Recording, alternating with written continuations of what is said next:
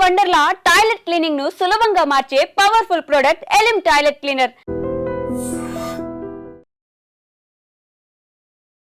మేఘాలయలో జరిగినటువంటి ఒక incident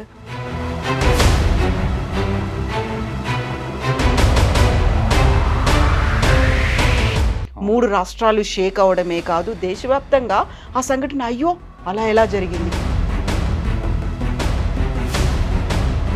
reality ఏంటి అంటే భార్య చంపించింది. ఆమెకు చాలా కాలంగా తన ప్రియుడితో రిలేషన్షిప్ ఉంది. ఆమె కంటే చిన్నవాడు, వాడితో రిలేషన్షిప్ ఉంది. ఆ రిలేషన్షిప్ను ఆమెను కంటిన్యూ చేయాలనుకుంది. కానీ పేరెంట్స్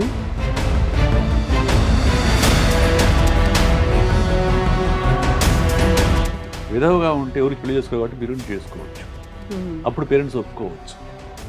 పక్కా ప్లాన్ అయితే ఉంది తనకి ముందు నుంచి. ఆ వాళ్ళ గ్యాంగ్ కావచ్చు, ఆ అబ్బాయికి లవర్కి కావచ్చు, లైవ్ లొకేషన్స్ పంపిస్తోంది, డబ్బులు ట్రాన్స్ఫర్ చేశారు, బలవంతంగా ఫ్లైట్ టికెట్స్ బుక్ చేశారు. హనీమూన్ వెళ్ళినప్పుడు అతను చంపేసి లోయలోకి తోసేస్తే దొంగలు చేసుకున్నాను అనుకుంటే నన్ను వదిలేస్తారు పోలీసులు.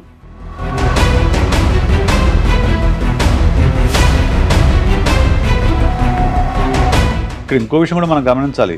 ఆమె భర్తతో పాటు వెళ్ళేటప్పుడు మెట్టెలు మంగళసూత్రం రూమ్లో పెట్టి వెళ్ళింది.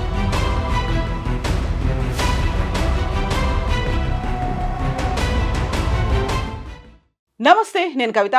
Welcome to new series on I dream news and నిజాలు.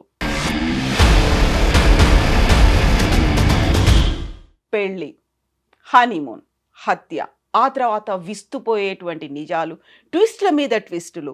యాక్చువల్గా మేఘాలయలో జరిగినటువంటి ఈ ఇన్సిడెంట్ దేశాన్ని విస్తుపోయేలా చేసింది. భయంకరమైనటువంటి నిజాలు ఒకటి తర్వాత ఒకటి బయటకు వస్తున్నాయి. యాక్చువల్గా సైకలాజికల్గా ఏం జరుగుతుంది, సొసైటీ పరంగా రావాల్సినటువంటి మార్పులేంటి, వ్యక్తిగతంగా చూడాలా, సమాజపరంగా ఇలాంటి అంశాలని చూడాల్సినటువంటి అవసరం ఉందా? మనతో పాటుగా ఉన్నారు సైకాలజిస్ట్ డాక్టర్ విశేష్ గారు. విశేష్ గారు, నమస్కారం అండి. నమస్తే. సో మేఘాలయలో జరిగినటువంటి ఒక ఇన్సిడెంట్, యాక్చువల్గా అక్కడ ఇంకేదో జరిగి ఉంటుంది. ట్రాఫికింగ్ అయ్యి ఉంటుందేమో, బంగ్లాదేశ్కు తీసుకెళ్ళిపోయి ఉంటారేమో. ఒక వారం రోజుల పాటు ఏం జరిగిందో తెలియని పరిస్థితి. మూడు రాష్ట్రాలు షేక్ అవడమే కాదు, దేశవ్యాప్తంగా ఆ సంఘటన అయ్యో అలా ఎలా జరిగింది. అసలు మేఘాలయకి సంబంధించి అక్కడ ఉన్నటువంటి టూరిజం అంతా కూడా వెళ్తే ఒక భయంకరమైనటువంటి పరిస్థితులు ఉంటాయేమో. చివరికి వచ్చినటువంటి షాకింగ్ రియాలిటీ ఏంటి అంటే భార్య చంపించింది లవర్ కోసం అనే మాటలు. ఏమవుతోందండి యాక్చువల్గా ఈ ఇన్సిడెంట్లో మనం నేర్చుకోవాల్సింది, చూస్తుంటే అర్థమవుతున్నటువంటి విషయాలు ఏంటి? ఈ ఇన్సిడెంట్లో మనము మామూలుగా ఈ వార్త చదవగానే, ఈ వార్త లేకుంటే టీవీలో లేకుంటే యూట్యూబ్లో వినగానే అందరూ వచ్చే నీజర్క్ రియాక్షన్ ఏంటంటే దానికి ఒళ్ళు బలిసింది, ఇష్టం లేకపోతే పెళ్లి చేసుకుని ఉండొచ్చు కదా, ఒక ప్రాణం పోకుండా ఉండే, లేకుంటే ప్రియుడితో లేచిపోవచ్చు కదా, లేదంటే పేరెంట్స్ చెప్పొచ్చు కదా, సో ఇలా ఎందుకు చేసింది అనేది అందరూ అనే ఒక మాట. రైట్, అందరూ అనే మాట. ఈ విషయం ఆమెకు తెలియదా? ఈ విషయం ఆమెకు తెలియదా? ఆమెకు కూడా తెలిసి ఉంటుంది కదా. ఆమె కూడా చిన్నపిల్ల ఏం కాదు కదా, 24 years 25 years ఆమె కూడా. సో ఆమె కూడా తెలుసు. కానీ beyond those things some influence is there on her. అక్కడ మనం అర్థం చేసుకోవాల్సిందంటే, ఇక్కడ ఆమెకు చాలా కాలంగా తన ప్రియుడితో రిలేషన్షిప్ ఉంది. ఆమె కంటే చిన్నవాడు, వాడితో రిలేషన్షిప్ ఉంది. ఆ రిలేషన్షిప్ను ఆమెను కంటిన్యూ చేయాలనుకుంది. కానీ పేరెంట్స్ ఒక అరేంజ్ మ్యారేజ్ చేశారు. ఆ మ్యారేజ్ చేసినప్పుడు ఆమె చెప్పొచ్చు, కానీ చెప్పడానికి ఆమె భయపడింది. లేకుంటే చెప్తే పేరెంట్స్ ఒప్పుకోరనుకోవచ్చు, లేకుంటే పేరెంట్స్ నన్ను చంపేస్తారనే భయం కూడా ఉండొచ్చు. ఎందుకంటే ఉత్తర భారతంలో ఈ పరువు హత్యలు అనేవి చాలా తరచుగా మనం వినే మాట. కాప్ పంచాయతీలు అనేవి, కాప్ పంచాయతీ ఇవన్నీ ఉంటాయి. సో దాంతో ఆమె భయపడింది. భయపడిన తర్వాత కానీ ఇక్కడ నేను విన్నది ఏంటంటే, నేను కామాఖ్య టెంపుల్కి వెళ్ళి మనం పూజ చేసేంత వరకు నన్ను తాకనివ్వనని కూడా ఏదో పెట్టిందని చెప్పి విన్నా. అంటే ఆమె చాలా బలంగా నిర్ణయించుకుంది, ఇతనితో నేను కాపురం చేయడం ఇష్టం లేదు. ఎవరు రాజా రఘువంశీతో కాపురం చేయడం ఆమెకి ఏమాత్రం ఇష్టం లేదు. సో ఆ ఒత్తిడిలో ఆమెకున్న ఇంపల్సివ్ పర్సనాలిటీ ఉండుండొచ్చు ఆవిడది. ఆ ఇంపల్సివ్ పర్సనాలిటీలో ఆవిడ దాన్ని ఎలిమినేట్ చేయాలని చెప్పి డెసిషన్ తీసుకుంది.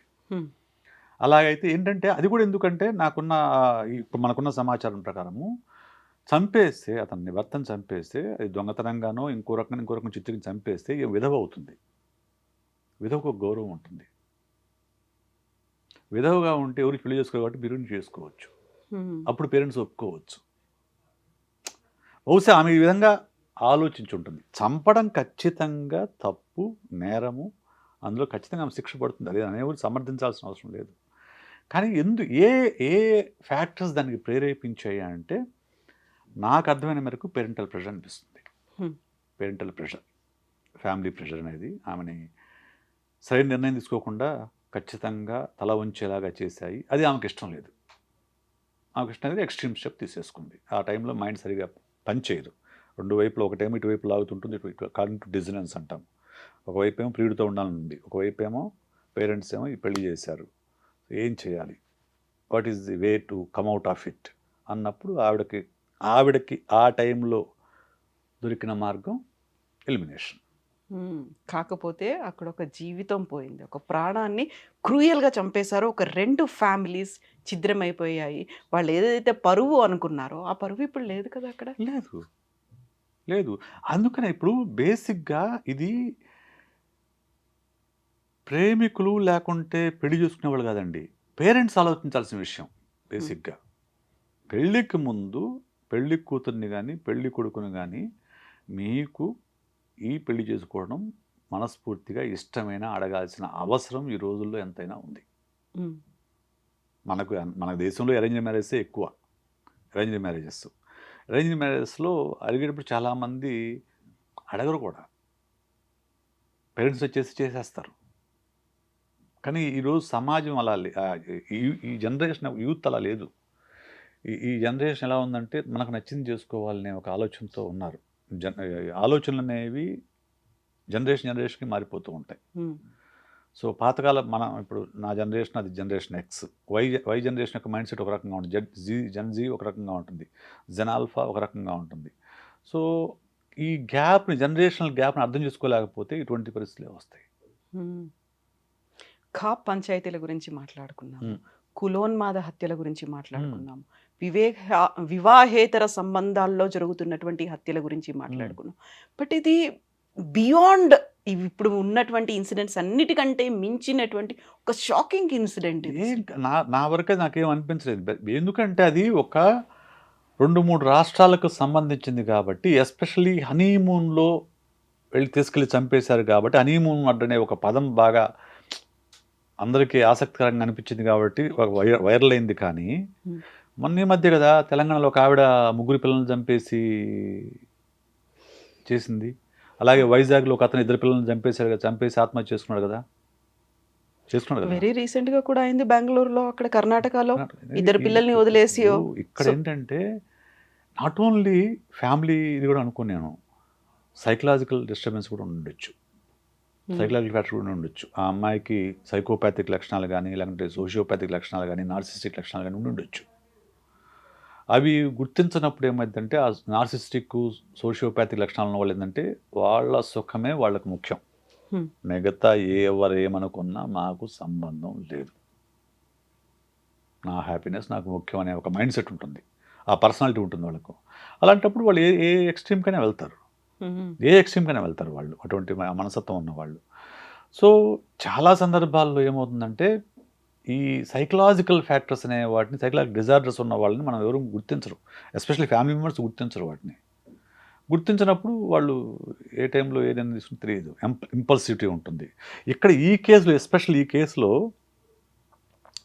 ఆ అమ్మాయి యొక్క ఎఫ్ఐఆర్ గురించి పేరెంట్స్ తెలుసు అనే వార్తలు కూడా వస్తున్నాయి. అవును, బలవంతంగా పెళ్లి చేశారు అంటే.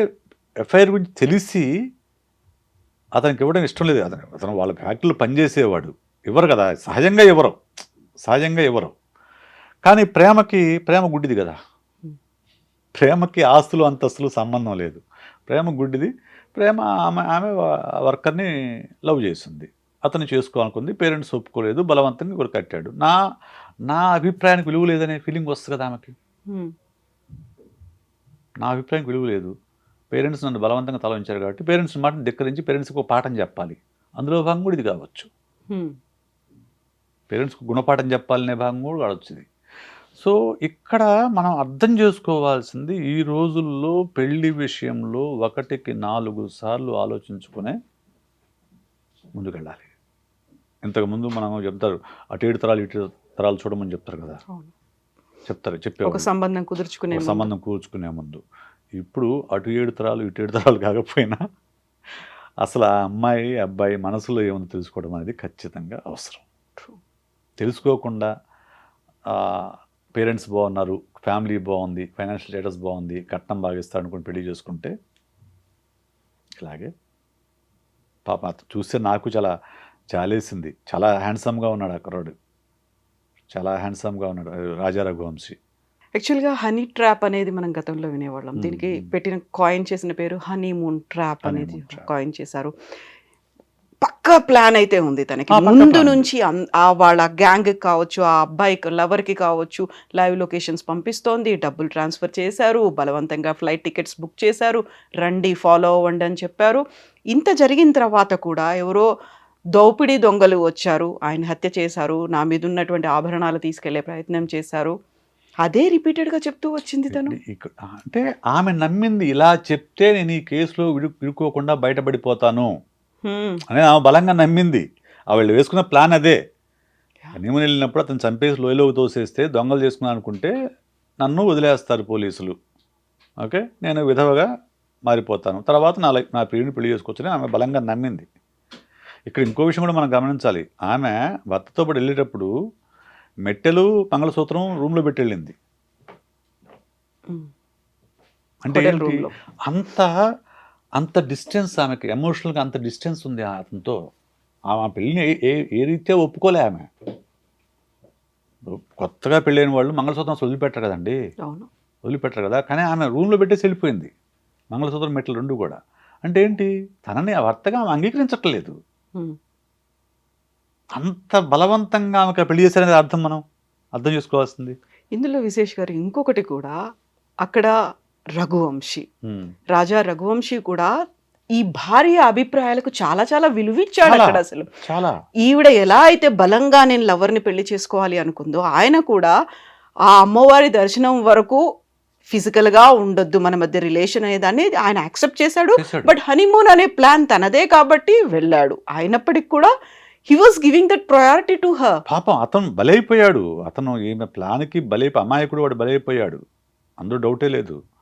కానీ ఈ అమ్మాయి నాకున్న అవగాహన మేరకు, మనకున్న సమాచారం మేరకు అయితే నార్సిస్టిక్ పర్సనాలిటీ అని అయి ఉండొచ్చు, లేకపోతే సోషియోపాథిక్ పర్సనాలిటీ అని అయి ఉండొచ్చు తనకు. అదర్వైజ్ ఇంత ప్లాన్ చేయదు.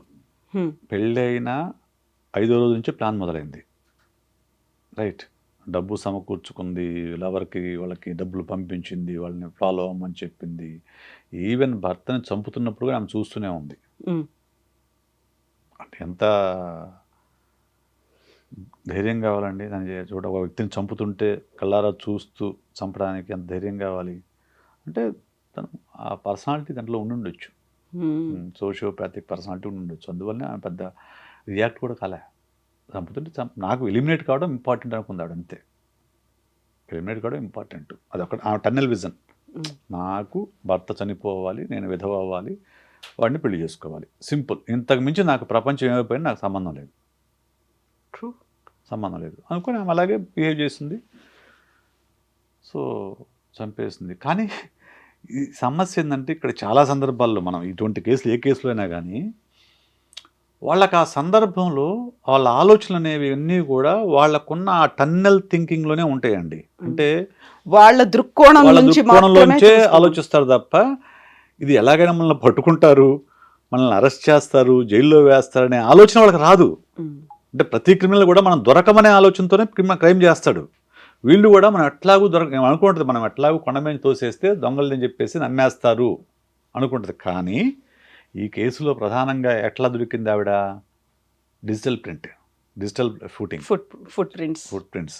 అది ఇంపార్టెంట్. ఈ రోజుల్లో మనము దేన్నైనా తప్పించుకోవచ్చు, కానీ డిజిటల్ ఫుట్ ప్రింట్ తప్పించుకునే పరిస్థితులు లేవు.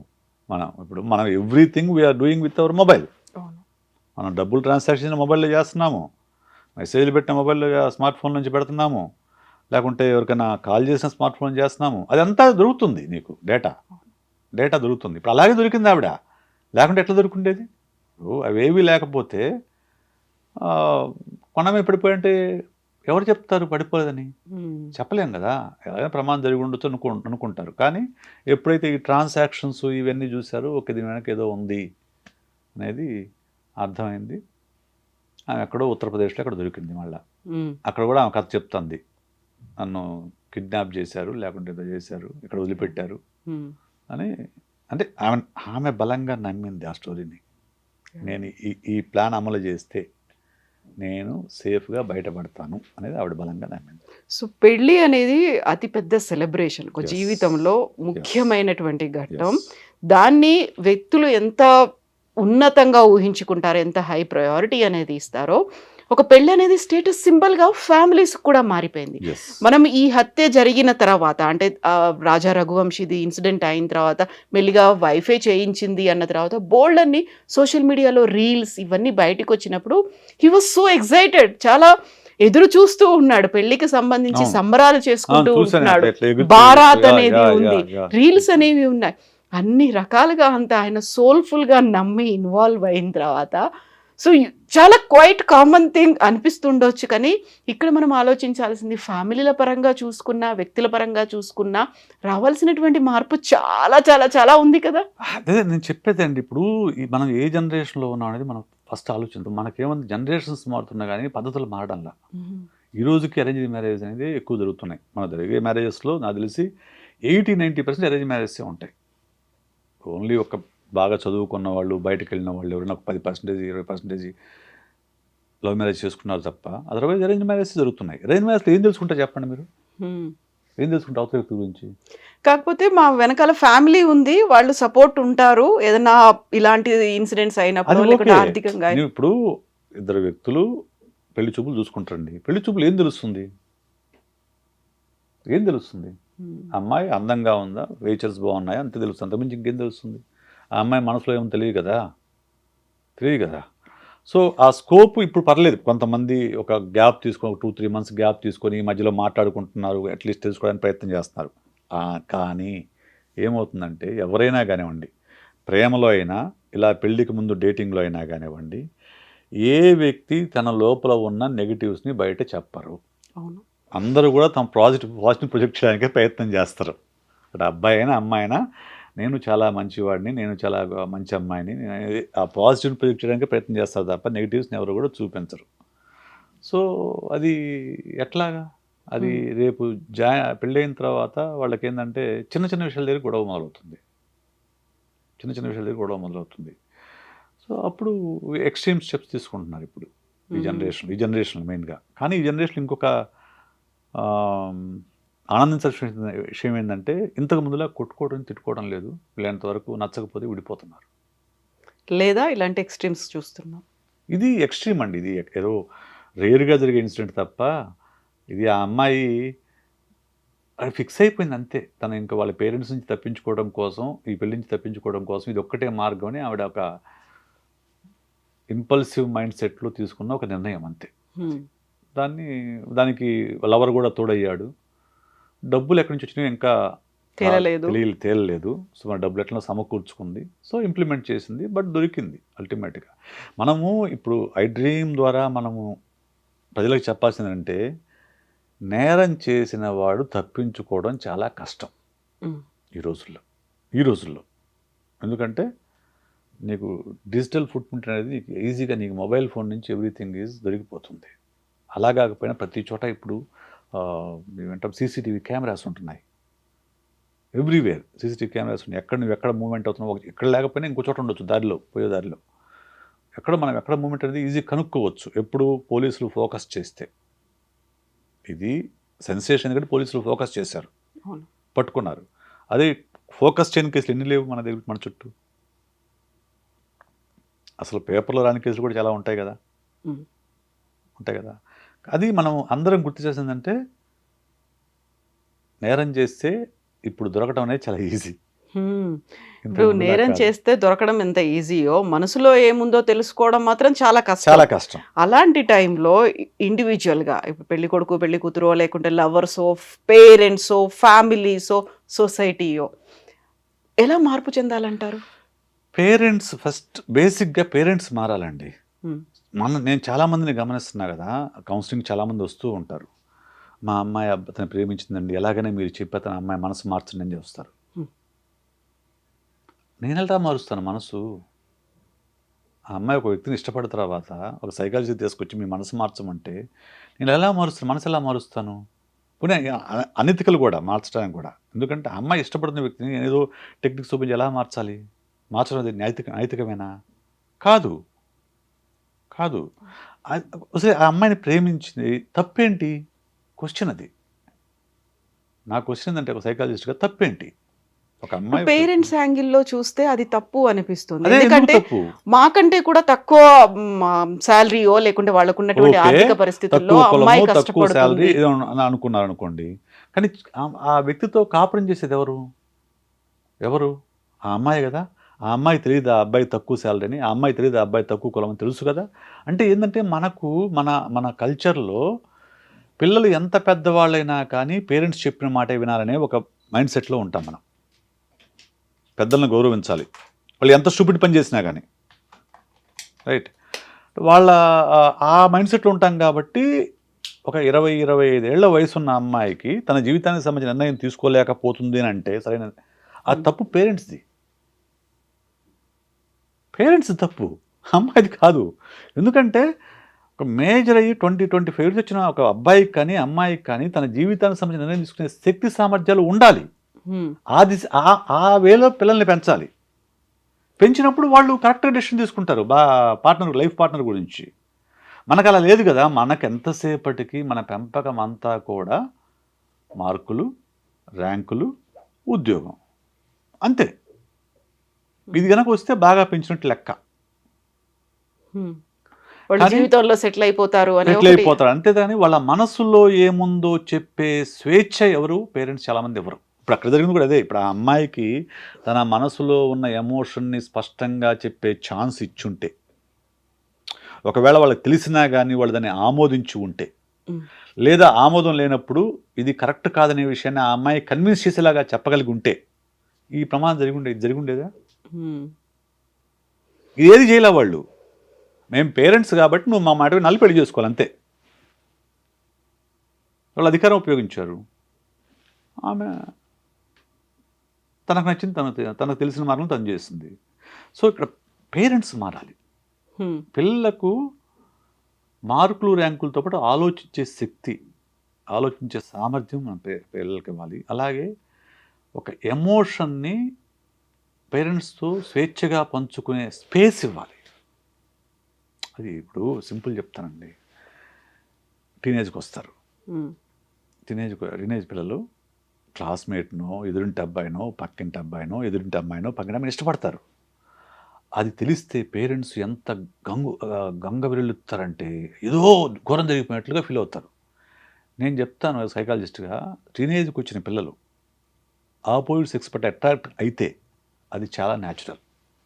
హ్మ్. కాకపోతే అన్‌న్యాచురల్. అట్రాక్ట్ అయినంత మాత్రం ఏమీ కాదు. నిజానికి అట్రాక్ట్ అయినంత మాత్రాన వాళ్ళు ప్రేమలో పడతారని కాదు, ప్రేమ పెళ్లి దాకా పోద్దని కాదు, ఏమీ కాదు. కానీ మనకొక భయం ఉంటది పేరెంట్స్‌గా. వాళ్ళేమో చెయ్యి దాటిపోతారేమో, ట్రాక్ ట్రాక్ తప్పుతున్నారేమో. తప్పుతున్నారేమో. ఎప్పుడు తప్పుతారంటే పేరెంట్స్ చాలా స్ట్రిక్ట్‌గా పెంచినప్పుడు వీళ్ళు తెలియకుండా ఆ పనులను చేస్తా ఉంటారు. పేరెంట్స్ ఓపెన్‌గా ఉన్నారనుకోండి, ఓపెన్‌గా అంటే మొత్తం విడిచేయమని కాదు. Freedom within the boundaries. Hmm. ఇది మనం పాటించాల్సింది. Freedom within the boundaries.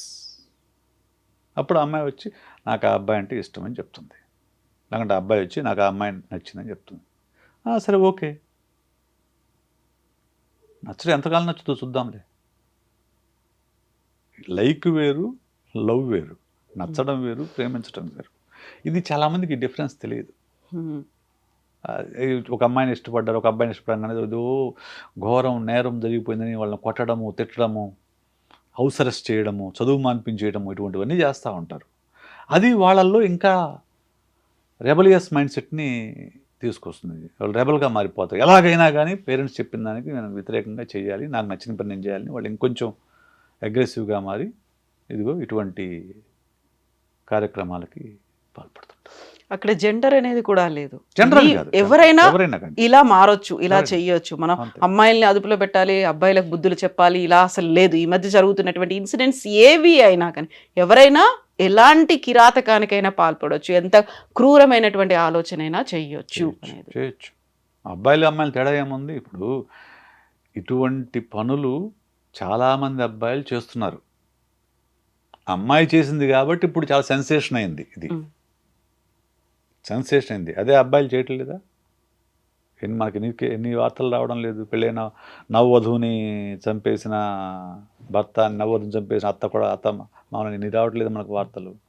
ఇది అమ్మాయి చేసింది కాబట్టి, అది కూడా హనీమూన్ ట్రిప్లో చేసింది కాబట్టి సెన్సేషన్ అయింది. మీడియాకి ఒక అట్రాక్టివ్ వార్త కావాలి కాబట్టి సెన్సేషన్ అయింది. అవును. అంతే. ఒక తల్లి 3 పిల్లల్ని చంపేసింది అన్నప్పుడు కూడా తల్లి ఎలా చంపగలుగుతుంది ఒక లవర్ కోసం అనే ఒక మాట అప్పుడు అలాగే ఉంది. కాకపోతే మీరు చెప్పినట్టుగా ఒక ఫ్రీ స్పేస్ అనేది వాళ్ళకు ఉన్నటువంటి ఒక ఫీల్నో లేకుంటే వాళ్ళు ఏం చెప్పదలుచుకున్నారో ఆ అట్మాస్ఫియర్ని కల్పించగలుగుతున్నామా? మన ఇంట్లో మన చుట్టుపక్కల ఉన్నటువంటి వాతావరణం కూడా అలాగే ఉందా? ఓకే, మనం యాక్సెప్ట్ చేస్తున్నాం, పేరెంట్స్గా యాక్సెప్ట్ చేస్తామేమో, చుట్టుపక్కల వాళ్ళ సూటిపోటి మాటలు అనేవి ఉంటాయి, వాటిని కూడా మేము భరించగలము, మేము తట్టుకోగలము అనేటువంటి. ఇక్కడ ఇంకొక మనకేం సమస్య ఏంటంటే, మన ఇండియన్ కల్చర్లో మన పెద్దల పేరెంట్స్ కానివ్వండి, చాలామంది వాళ్ళ కోసం వాళ్ళు బతకరు, చుట్టుపక్కల వాళ్ళ కోసం బతుకుతూ ఉంటారు. వాళ్ళ కోసం వాళ్ళు బతకరు. నా ఫ్రెండ్ ఒక అతను రోజు వచ్చి నీతో మాట్లాడాలి అన్నాడు. చెప్పన్నా అన్న అంటే, కూతురు దెబ్బేస్తుంది బా. ఏంటి కొడుకు ఏమన్నా చేసుకొచ్చాడా అని అడిగా. కొడుకు కాదు, వాడు బాగానే ఉండి కూతురే అంటే ఏంటి లవ్ అఫైర్ అన్న. అవునన్నా అన్నాడు. అంటే ఏం చెప్పు అంటే, వేరే వేరే క్యాస్ట్. నువ్వేం చేస్తావు ఇప్పుడని అడిగా. నువ్వేం చేస్తావు? ఆ అమ్మాయి 24-25 ఇయర్స్. ఓకే, ఆ అబ్బాయి సేమ్ ఏజ్, ఒక 1 year అటు ఇటుగా. వాడు హ్యాపీగా అమెరికాలో ఎంఎస్ చేశాడు, జాబ్ సంపాదించుకున్నాడు, వచ్చి ఇప్పుడు పెళ్లి చేసుకోవాలనుకుంటున్నారు. ఈ విషయం 5 ఏళ్ళ నుంచి జరుగుతుంది వీళ్ళిద్దరి మధ్య. వీళ్ళు చాలా ప్లాన్డ్గా ఈ అమ్మాయి వాడిని యూఎస్ పంపించి వాడితో ఎంఎస్ చేయించి వాడు జాబ్ చేయడం తర్వాత పెళ్లి చేసుకున్న వాళ్ళు ముందే ఫిక్స్ అయిపోయారు వాళ్ళు. ఇంత ప్లాన్ చేసుకున్న వాళ్ళు నీ మాట అంటారు, నువ్వు ఎందుకు అనుకుంటున్నావు అసలు? నువ్వు వాళ్ళని మాటలు మన్నించి పెళ్లి చేస్తే నీ మర్యాద నిలుస్తుంది. లేదనుకో వాళ్ళు పెళ్లి చేసుకుంటారు, అప్పుడు నీ మర్యాద ఎట్లా పోతుంది, నీ పొరుగు ఎట్లా పోతుంది? కాదన్నా, బంధువులన్నా, అదన్నా ఇదన్నా అన్నాడు. చూడన్నా, నీ బంధువులు అనేవాళ్ళు 2 రోజులు మాడుకుంటారు, 3 రోజులు మాడుకుంటారు, మహా అయితే 4 రోజులు మాడుకుంటారు. తర్వాత ఎవడు మాడుకుంటారు చెప్పు నీ గురించి? ప్రపంచానికి నీ గురించి మాడుకోవడం పనే కాదు కదా, కాదు కదా అని చెప్పేసి ఒక అరగంట కౌన్సిలింగ్ చేస్తే కన్విన్స్ అయ్యాడు, పెళ్లి చేశాడు. హ్యాపీగా వాళ్ళు యూఎస్లో సెటిల్ అయ్యారు, ఇక్కడ ఇల్లు కొనుక్కున్నారు, ఒక పాప పుట్టింది, హ్యాపీగా ఉన్నారు. Who cares about these things? మనము పక్క వాళ్ళ కోసం బతకటం మానేసి మన కోసము, మన పిల్లల కోసం బతకటం మొదలు పెడితే ఇటువంటి సమస్యలు రావు, ఇటువంటి సమస్యలు రావు. మనం ఎంతసేపటికి పరువు పోతుందేమో. ఏంటి పరువు? నాకు అర్థం కాలేదు. చెప్పండి మేడం, ఏంటి పరువు? ఇప్పుడు ఈ దేశంలో అతిపెద్ద భారీ ఆర్థిక కుంభకోణాలకు పాల్పడిన వాళ్ళకి పరువు ఉందా? వాళ్ళ పరువు పోలేదా? ఎంతమంది జైలుకి వెళ్ళి మళ్ళీ చీఫ్ మినిస్టర్ కాలేదు, మినిస్టర్ కాలేదు? ఎంతమంది వేల కోట్ల రూపాయలు ఎగరగొట్టి విదేశాలు? మొన్ననే విజయ్ మల్య ఇంటర్వ్యూ ఇచ్చాడు, సెన్సేషన్ క్రియేట్ చేసిన లేదు అది. ఒక్క రోజులో 1 కోటి మంది చూశారు ఆ ఇంటర్వ్యూని. మరి ఆయన పరువు పోయిందని ఆయన ఫీల్ అవుతున్నాడా? నేను భారతదేశం నుంచి పారిపోయానని ఫీల్ అవుతున్నాడు ఆయన ఏమన్నా? ఈ పరువు అనేది కేవలం మధ్యతరగతి వాళ్ళు తగిలించుకున్న గుదిబండ. కాలం అన్ని గాయాల్ని మానుపుతుంది అంటారు. కాలం గడిచిన కొద్దీ గతం ఏం జరిగాయో గుర్తుండవు, మెల్లిమెల్లిగా ఫేడ్ అవుట్ అయిపోతుంటాయి. అనుకున్నప్పుడు మనం ఆ ప్రస్తుతం ఈ రోజు ఇలాగే జరగాలి మనం అనుకుంటూ ఉంటాము. అది జరగలేదు అంటే ఇలాంటివన్నీ డెసిషన్స్ ఏదో ఉంటాయి, ఇలాంటి ఇన్సిడెంట్స్ అనేవి కనిపిస్తూ ఉంటాయి. ఈ మెచ్యూరిటీ అనేది మీరు చెప్పినట్టుగా, ఈ మెచ్యూరిటీ అనేది ఫస్ట్ పేరెంట్స్లో రావాలి, యాక్సెప్టెన్సీ అనేది రావాలి. దానికోసం ఎంత టైం పడుతుందంటారు? ఎక్కడైనా లైక్ ఒక ఫ్యామిలీ ఒక ప్లేస్ అని కాదు, ఇప్పుడు మనం మాట్లాడుకుంది ఎక్కడో మేఘాలయలో జరిగింది, ఇండోర్ వాళ్ళు మధ్యప్రదేశ్లో అంటే ఒకటండి, ఈ మెచ్యూరిటీ ఇంకా మన కల్చర్ అనేది ఒక దశాబ్దము ఒక పైనుంచి పైబడి మనం we are regressing, we are not progressing, we are regressing. So very fast we are regressing our mind sets, Indian mind sets are. ఈరోజు నేను మామూలుగా సరదాగా ఎప్పుడన్నా మనం స్మార్ట్ ఫోన్ ఓపెన్ చేయండి, ఎవరో రీల్ పెడతారు, రీల్ కింద వచ్చే కామెంట్స్ చూస్తే సీరియస్లీ జీవితం విరక్తపడుతుంది. అసలు అన్ని బూతులు ఎలా మాట్లాడగలుగుతారని నాకు పెద్ద ఆశ్చర్యం ఒక సైకాలజిస్ట్గా. ఇప్పుడు ఆ అమ్మాయి ఎవరో నీకు తెలియదు, ఆ అమ్మాయి ఎందుకు రీల్ చేస్తుందో నీకు తెలియదు, ఆ అమ్మాయి అలాంటి బట్టలు ఎందుకు వేసుకుని నీకు తెలియదు. ఒకవేళ తెలిసిన నీకు సంబంధం లేని విషయం, అది తన జీవితం, తనకు నచ్చిన జీవితం, నువ్వు ఎవడు ఆ అమ్మాయిని జడ్జ్ చేయడానికి? అందులో వీళ్ళకంత టైం ఎలా దొరుకుతుంది అనేది కూడా, అస్సలు వాళ్ళు చేయడం అవి వీళ్ళు చూడడం. ఏమి భాష వాడతారంటే పరమ భయంకరమైన భాష, లేకి భాష, బూతులే, ఇంకా లంతో మొదలవుతుంది అంతే. అది చిన్న పెద్ద ఎవరైనా సంబంధం లేదు, అసలు ఎవరైనా సంబంధం లేదు. ఈవెన్ ప్రైమ్ మినిస్టర్కి అటువంటి భాష వాడతారు, చీఫ్ మినిస్టర్కి అటువంటి భాష వాడతారు. సో అంటే మనం ఏ దిశగా వెళ్తున్నాం? ఇంతకుముందు నాకు ఒక దశాబ్దం నేను చదువుకునేటప్పుడు ఇట్లాంటి పరిస్థితి లేదు. సో సోషల్ మీడియా వచ్చిన తర్వాత ఒక పక్క మన మతము, మన కులము ఇది ఎక్కువ పెరిగిందండి. ఇప్పుడు మనం ఈ రీల్స్ గురించి మాట్లాడుకుంటున్నప్పుడు ఇదే రాజా రఘువంశీ వాళ్ళ సిస్టర్ కూడా ఈ ఇన్సిడెంట్స్ అన్నీ జరిగిన తర్వాత తను కూడా ఏడుస్తూనే ఇలాంటి రీల్స్ చేసి సోషల్ మీడియాలో పెట్టింది. చూడండి మా ఫ్యామిలీకి ఇలా జరిగింది, మా అన్నకి ఇలా జరిగింది, సొంత వదినే ఇలా చేసింది అనేవి తను కూడా ఏడుస్తూ సోషల్ మీడియాలో reels getting trapped in that social media matrix అండి. నేను చెప్తున్నా కదా, నేను గమనిస్తున్నా కొన్ని రోజులు, ఎందుకంటే ఊరికి ఏంటి అసలు అనేది. యూఎస్లో ఎవరో జాబ్ చేసుకుంటున్న ఆవిడ ఉంటుంది, ఒక ఆవిడ ఎవరో నా పేరు కూడా తెలియదు, ఆవిడ కూతురు ఇద్దరు కలిసి రీల్స్ పెడతా ఉంటారు. లేదంటే ఇంకొక ఆవిడ ఆ కుక్కతో రీల్స్ పెడతా ఉంటుంది, ఇంకొక ఆవిడ చిన్నపిల్లతో రీల్స్ పెడతా ఉంటారు. చిన్నపిల్లలు ఒక ట్విన్స్ ఉన్నారు, వాళ్ళు అమ్మాయిలు ఇద్దరు, వాళ్ళిద్దరు రీల్స్, వాళ్ళు చేసే ప్రతి పని రీల్ చేసి పెడతా ఉంటారు. What message you are sending to those children? మేము సెలబ్రిటీలు మీ చిన్నప్పటి నుంచే అనే మెసేజ్ పంపిస్తున్నావు. వాళ్ళు సెలబ్రిటీస్ అయిపోయారు చిన్నప్పుడే, ఎందుకంటే వాళ్ళు రీల్స్ వేల మంది చూస్తున్నారు. సో వాళ్ళకి ఒక రికగ్నిషన్ వచ్చేసింది. కానీ దానివల్ల ఏమవుతుందంటే వాళ్ళు మేము ఒక సెలబ్రిటీస్ అనే చిన్నప్పటి నుంచి ఆ ఎంటర్టైన్మెంట్ వాళ్ళకి వచ్చేస్తే they can't handle the normal human relations. Influencers అనే ఒక ట్యాగ్ కూడా తగిలించాం కదా మనం. ఇన్ఫ్లుయెన్సర్స్ అనే వాడు ఒకప్పుడు ఇన్ఫ్లుయెన్సర్స్ ఎవరంటే బాగా చదువుకున్నవాడు, ఏదైనా జీవితంలో సాధించినవాడు, ఒక రంగంలో సాధించినవాడు, బాగా మాట్లాడగలవాడు, లేదంటే ఒక ఉన్నత స్థాయిలో ఉన్నవాడు ఇన్ఫ్లుయెన్సర్. ఈరోజు ఇన్ఫ్లుయెన్సర్స్ ఎవరున్నారండి? ఫాలోవర్లు ఉన్నవాళ్ళు. ఎవడు తెక్క పనులు చేస్తే వాడు ఇన్ఫ్లుయెన్సర్, ఎవడు తెక్క డ్యాన్స్ చేస్తే వాడు ఇన్ఫ్లుయెన్సర్. అతను ఎవరో ఉన్నాడు, ఒక అతను దుర్గారావా ఎవరు, అతను కూడా ఇన్ఫ్లుయెన్సర్. ఈరోజు అతనుకున్న వాల్యూ నాకు లేదు మార్కెట్లో, అతనుకున్న వాల్యూ ఒక సైకాలజిస్ట్గా నాకు లేదు. ఎందుకంటే అతను పిలుస్తారు, డబ్బులు ఇస్తారు ప్రోగ్రామ్స్కి పిలిచి. అది ఒక చదువుకున్నవాడికి అంత వాల్యూ లేదు. ఈరోజు అంతా కూడా ఎంటర్టైన్మెంట్ ఎవ్రీథింగ్. అంటే this generation is total addicted to dopamine. అప్పటికప్పుడు వచ్చే అడ్రినాలిన్ ఎఫెక్ట్, డోపమైన్ ఎఫెక్ట్ కోసం, ఆ సంతోషం, ఆ ప్లెజర్ కోసం రీల్స్. అబ్బా, నాకైతే చూస్తుంటే ఎటు వెళ్తున్నారు ఈ జనరేషన్? నెక్స్ట్ అసలు ఈ జనరేషన్ పనిచేస్తుందనే భయం వేస్తుంది. ఈ జనరేషన్ అసలు కుదురుగా ఒక 4 గంటలు పని చేయగలరా? చేసే పరిస్థితి కూడా లేదులేండి, అది వేరే విషయం. ఎందుకంటే అటెన్షన్ స్పాన్ అనేది భయంకరంగా తగ్గింది.